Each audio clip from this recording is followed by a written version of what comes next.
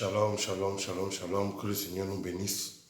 Que le Seigneur soit avec nous. Que le Dieu d'Israël, le Dieu Tout-Puissant, celui qui a fait le ciel et la terre, celui qui a soutenu Abraham, Isaac et Jacob, soit avec nous.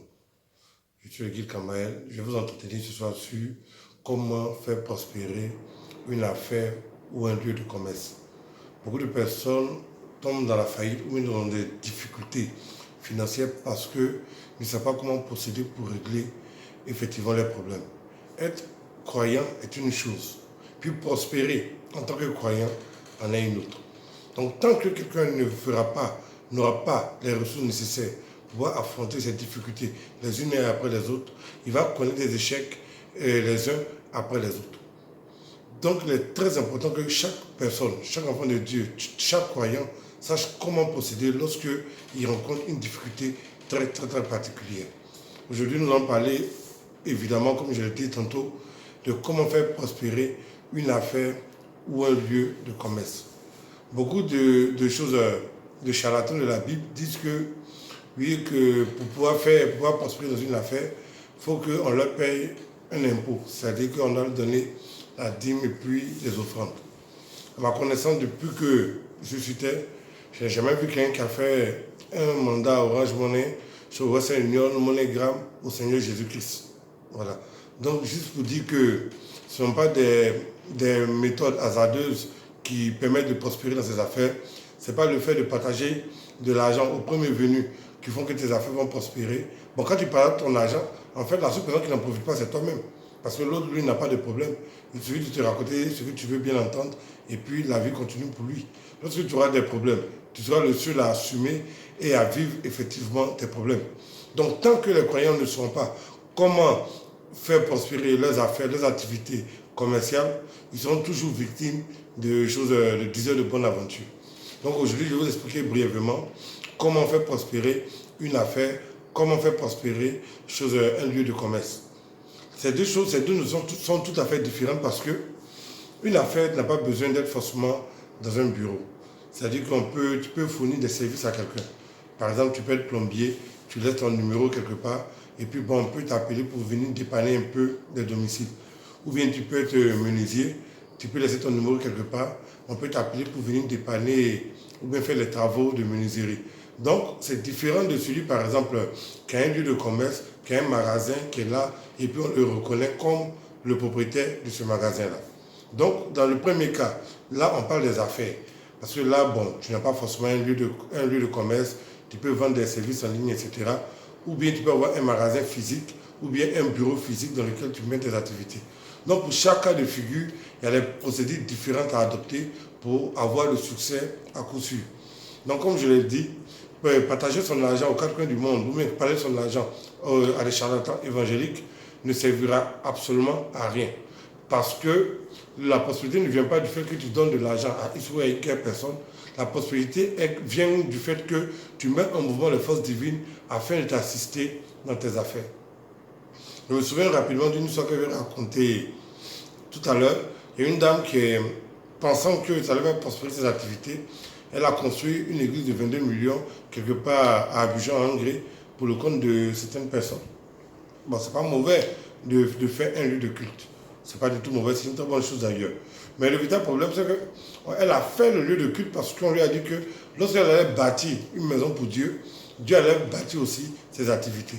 Donc la femme a pris ses pauvres petites économies, ses 22 millions, pour aller bâtir l'église de ces personnes en question. Ça m'a étonné lorsque la dame m'appelle en catastrophe il y a environ un mois de cela pour me dire qu'on la chasse de sa maison dans laquelle elle vit pour le loyer impayé. Et son loyer faisait environ 300 000 francs. On l'a chassé pour le loyer impayé de 300 000 francs alors qu'elle a donné 22 millions pour la construction d'une église. Il y a quelque chose qui ne va pas. La Bible déclare que Dieu n'est pas un homme pour mentir, ni un fils de l'homme pour se repentir. Donc lorsque Dieu, dans sa puissance et dans sa préscience, dit des choses, il a le pouvoir d'accomplir ce qu'il dit. Et donc aujourd'hui, cette femme se retrouve à la rue, elle est partie même en procès, parce que les gens ont voulu l'expulser, c'est parti en justice, etc. Mais en fait, on l'a expulsé, parce qu'effectivement, il donne de l'argent. Là, c'est incompréhensible que quelqu'un qui donne 22 millions de francs CFA 22 millions de francs CFA pour la construction d'un lieu de culte est expulsée de son domicile. Elle et ses enfants pour 300 000 francs CFA. C'est quand même incroyable. Donc, beaucoup de croyants sont victimes de ce genre de pratiques et en fin de compte, ces croyants sont les seules victimes de leurs pratiques. Parce que si tu fais ce genre de pratique, ou bien tu te laisses emporter par n'importe quelle émotion, tu te jettes dans n'importe quoi, n'importe comment, n'importe où, mais évidemment, tu te retrouves dans ce genre de situation et tu n'auras que tes yeux pour pleurer. Dieu règle les problèmes causés par le diable, mais Dieu ne règle pas les problèmes créés par la sottise. Donc chaque fois que tu auras un problème avec Satan, sois sûr que le Dieu d'Israël viendra à ton secours. Mais si tu te crées des problèmes à cause de la sottise, c'est évident que tu seras le seul dans le problème, mais la seule dans ce problème-là à régler tes problèmes. Personne ne va t'aider. Même Dieu ne va pas t'aider. Il va te dire, mais si tu donnes une prophétie pour dire que ça va marcher, c'est que c'est une prophétie inventée. Les Juifs ne sont pas dans cette histoire de prophétie inventée à gauche, à droite, mais ils prospèrent. Pourquoi? Parce qu'ils connaissent les principes de Dieu. Mais comme nous les Noirs, on ne connaît pas les principes de Dieu, on est tout le temps dans les prophéties inventées et les prières hasardeuses. Donc tu dois retrouver d'abord l'Est dans ton lieu où tu veux faire ton activité. Cependant, si ce n'est pas une activité illégale, bien sûr, mais si c'est une activité légale, tu trouves l'Est d'abord. Si c'est une activité où tu n'as pas de bureau, tu choisis quand même l'Est. Donc dans les deux cas, il faut que tu trouves l'Est. Que tu aies un bureau ou pas, que tu aies un local ou pas, il faut que tu trouves l'Est. Dès que tu as vu de trouver l'Est, pour quelqu'un qui a une activité libérale, où il n'a pas un siège, où il n'a pas un bureau, là, ce n'est pas si compliqué que ça. Tu trouves l'Est. Et tu auras besoin du pouvoir des psaumes. Parce que les psaumes regorgent du pouvoir de Dieu. Dieu a rempli les psaumes de son pouvoir divin. Donc, à chaque psaume est rattaché un ange particulier. Donc, les psaumes n'ont pas tous la même utilité. Et puis, ils ne sont pas utilisés de la même manière. Donc, chaque psaume a son mot d'emploi. De la même manière que tu vas utiliser le psaume 1, ce n'est pas la même manière que tu vas utiliser le psaume 10. Ils sont tout à fait différents. Donc, pour quelqu'un qui a une affaire, qui veut faire prospérer, mais n'a pas un local, qu'est-ce qu'il fait? Ils trouvent l'Est d'abord. Et donc, ce qui empêche l'affaire de prospérer, sont tes vibrations. C'est-à-dire que pas les vibrations de ton corps, mais les vibrations de ton âme. Notre âme est souillée par nos erreurs. Notre âme est souillée par nos péchés. Notre âme est souillée par nos mensonges. Donc, il faut que tu trouves d'abord l'Est. Quand tu trouves l'Est, tu vas dans ta douche ou bien dans ta salle de bain, tu prends un seau. Tu prends un seau et puis tu prends de l'huile d'olive simplement. Tu prends le seau, tu mets de l'eau dedans, peut-être la moitié du seau, tu prends un peu d'huile d'olive et puis tu poses la main droite dans le seau. Et tu mets ta main dans le seau jusqu'au fond. C'est-à-dire que tu vas mettre ta main sur l'huile, ensuite dans l'eau, jusqu'à ce que tu touches le fond du seau. Donc je reprends, il y a deux choses dans le seau. Il y a de l'eau et puis il y a de l'huile d'olive. Je n'ai pas dit de l'huile d'onction. L'huile d'olive n'est pas l'huile d'onction. Voyez-vous. Donc tu mets ta main jusqu'à dans le fond du seau. Pendant ce temps, tu fais face à l'Est. Après ce moment-là, tu lèves la main droite vers le Seigneur et puis tu fais la lecture du psaume 27. La lecture du psaume 27. Si tu fais la lecture du psaume 27 sans les actions prophétiques que je viens d'expliquer là, ta prière sera nulle et sans effet.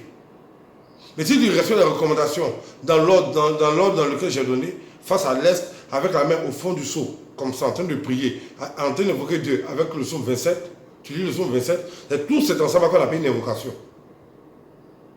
Une invocation, ce n'est pas seulement des paroles, c'est aussi des gestes, c'est aussi la gestuelle.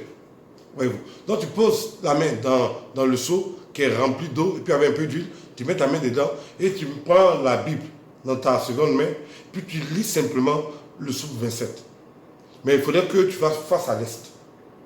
Quand tu fais face à l'Est, c'est plus facile pour toi de recevoir les bienfaits de l'Éternel. Quand la Bible déclare que les bienfaits de l'Éternel viennent de l'Est, c'est-à-dire que dans la Bible on dit l'Orient, mais c'est l'Est. Voilà pourquoi, vous voyez, les musulmans aiment prier beaucoup. Chaque fois qu'un musulman doit prier, il fait face à l'Est, au lever du soleil, toujours. Donc il y a des choses que les gens savent, mais qui ne sont pas clairement exprimées. Donc si tu comptes sur des offrandes inventées par avoir de l'argent, tu vas mourir dans la pauvreté. Parce que ça ne va jamais te donner de l'argent.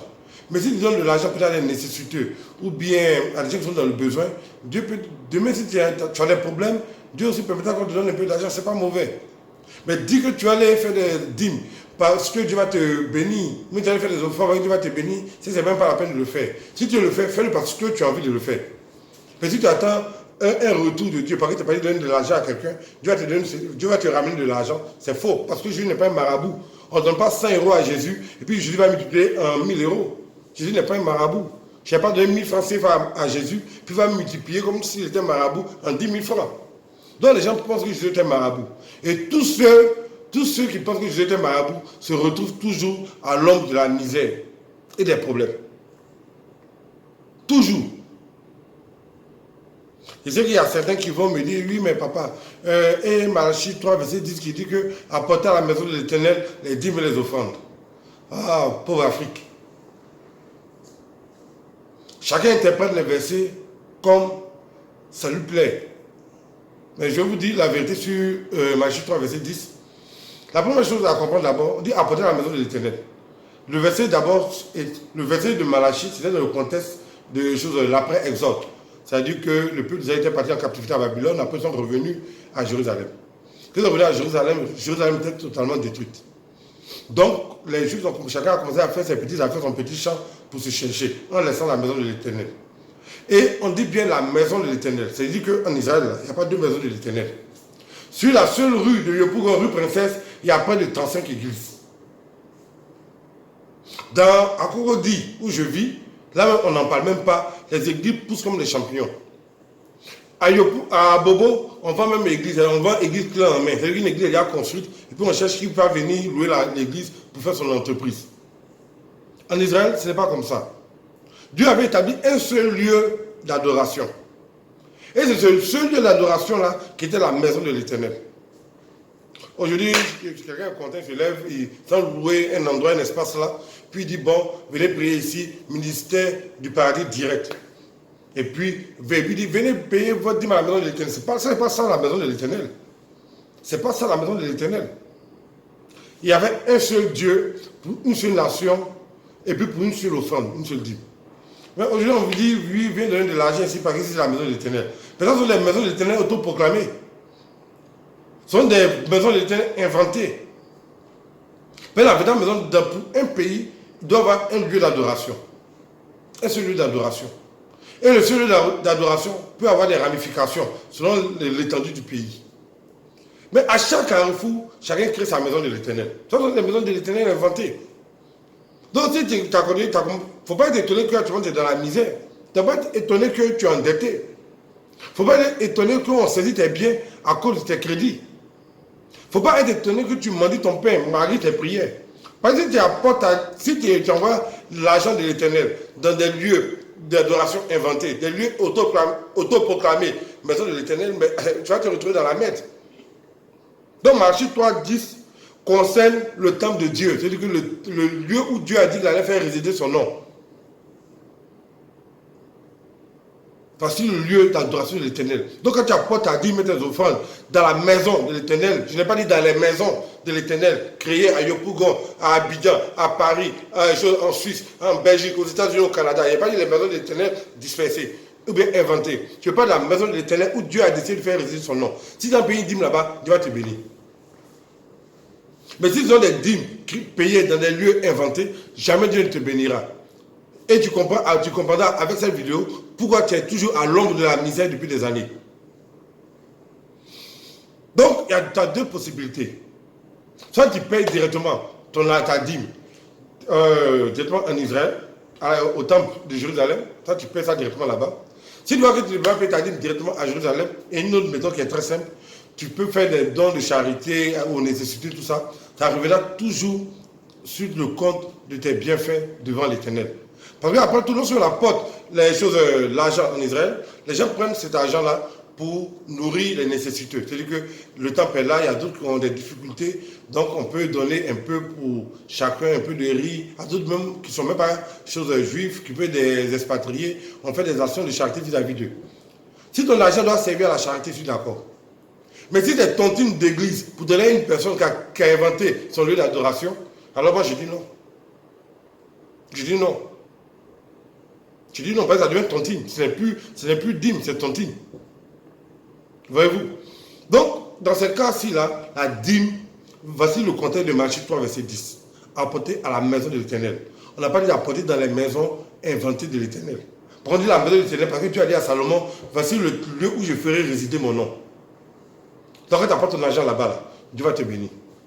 Si tu ne peux pas envoyer ton argent là-bas, parce que l'évangile a pris toute la terre, tu peux envoyer ça en Israël par Western Union. Si tu ne peux pas envoyer ça à Western Union, tu regardes les nécessités autour de toi et puis tu poses de bonnes actions. Après ce moment-là, la dîme a toute sa valeur biblique. La dîme a toute sa valeur d'Israël. Voyez-vous. Donc ça c'est le cas. J'ai une petite parenthèse sur Malachie 3, verset 10, parce que c'est le verset le plus utilisé pour ceux qui courent après vos biens. Maintenant, si tu n'as pas les moyens de pouvoir envoyer de petits dîmes, pose des petites actions. Tu peux rendre service à un frère, un cousin, à quelqu'un. Dieu va te bénir pour cela. Tu n'as pas besoin d'aller construire une église de 22 millions ou même prendre l'argent que tu as pour manger toi et ta petite famille, pour partager ça à des lieux de prière inventés. Non. Donc ne soyez pas étonné que vous rencontrez souvent des difficultés parce que votre problème vient de l'adoration. C'est ce que Jésus disait à la Samaritaine. Il disait, nous les Juifs, on sait ce que nous adorons. Mais vous les Samaritains, vous adorez ce que vous ne connaissez pas. Parce que les Samaritains pensaient adorer Dieu convenablement. Mais Jésus leur a dit, vous adorez ce que vous ne connaissez pas. Aujourd'hui, on adore en général ce que nous, on ne connaît pas. Parce qu'on connaît bien le nom de Jésus, on connaît bien le nom de Dieu. Mais en réalité, la manière de procéder pour pouvoir l'adorer, bien s'approcher de lui, on ne sait pas comment s'y prendre. Donc, en fin de compte, on a des problèmes dans notre vie chrétienne et on accuse le diable. Mais en réalité, notre propre diable, c'est nous-mêmes par nos parties spirituelles. Donc, je vous ai expliqué tout à l'heure l'invocation à faire lorsque tu veux faire prospérer tes affaires. C'est-à-dire, tu prends le seau d'eau, tu mets un peu d'huile, d'olive simplement dedans, tu fais face à l'est, tu mets ta main au fond du seau, tu lis le psaume 27. Quand tu finis de lire le psaume 27, tu mets maintenant, tu déposes ta bille, tu prends ta deuxième main pour mettre aussi dans le seau. C'est-à-dire que tes deux mains sont dans le seau. Et puis, tu commences à faire tes prières, tes vœux. Seigneur, bénis mes affaires, fais que j'ai beaucoup de clients, etc., etc., etc. Tu mets tes deux mains dans l'eau quand tu fais cette prière. Tu finis de faire ta prière personnelle, tu rentres dans la douche, tu te restes avec cette eau-là, et puis tu te laisses sécher simplement. Puis tu commences tes affaires. Tu fais ça au moins 1 ou 2 fois par semaine. Pendant que tu commences tes affaires, tu vas voir que les ouvertures vont se faire.